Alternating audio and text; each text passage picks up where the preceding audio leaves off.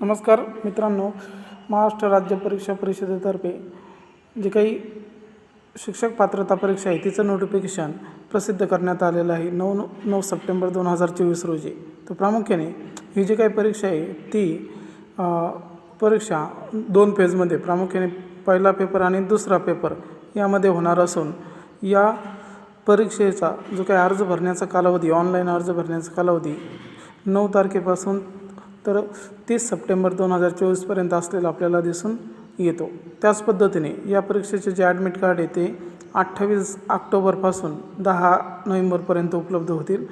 तसेच ही जी काही परीक्षा आहे ती 10 नोव्हेंबर रोजी असलेली दिसून येते। यामध्ये 2 पेपर आहे। पहिला पेपर हा 10:30 ते 1 आणि दुसरा पेपर आहे तो 2 ते 4:30। पहिला पेपर 1 ते 5 साठी आणि दुसरा पेपर हा 6 ते 8 साठी असलेला दिसून येतो। थँक्यू।